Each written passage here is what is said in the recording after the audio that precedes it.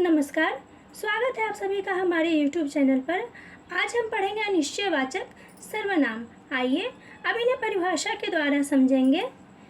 जिन सर्वनाम शब्दों से किसी निश्चित व्यक्ति, वस्तु या स्थान का बोध न हो उसे अनिश्चयवाचक सर्वनाम कहते हैं।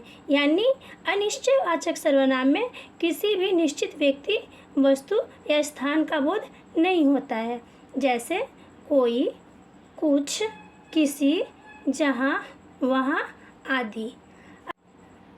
अर्थात ऐसे सर्वनाम शब्द जो निश्चित न होने का बोध कराते हैं उन्हें अनिश्चयवाचक सर्वनाम कहते हैं। चलिए अब हम अनिश्चयवाचक सर्वनाम के वाक्य प्रयोग द्वारा समझेंगे। पहला उदाहरण है, कोई आने वाला है। इस वाक्य में कोई है अनिश्चयवाचक सर्वनाम, क्योंकि यहाँ कोई निश्चित नहीं हो पा रहा है कि कौन व्यक्ति आने वाला है, तो ये क्या है, अनिश्चयवाचक सर्वनाम। चलिए अब इन्हें दूसरे उदाहरण के द्वारा समझेंगे। आप कुछ कह रहे थे।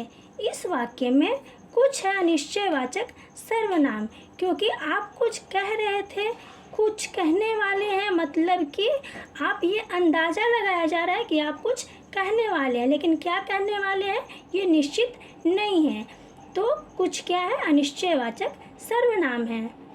तीसरा उदाहरण है, मुझे किसी से शिकायत नहीं है।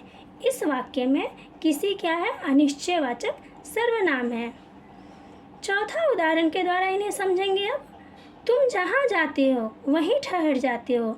इस वाक्य में जहाँ है अनिश्चयवाचक सर्वनाम, क्योंकि यहाँ पे किसी भी विशेष स्थान का नाम नहीं बताया गया है। पांचवा उदाहरण है, दरवाजे पर कोई है। इस वाक्य में कोई है अनिश्चयवाचक सर्वनाम, क्योंकि दरवाजे पे कौन है यह निश्चित नहीं हो पाया है। ऊपर दिए गए वाक्यों में कोई, कुछ, किसी, जहाँ आदि शब्दों में कोई भी निश्चित नहीं है, यानी कि यहाँ पे अनिश्चयवाचक सर्वनाम का बोध हो रहा है।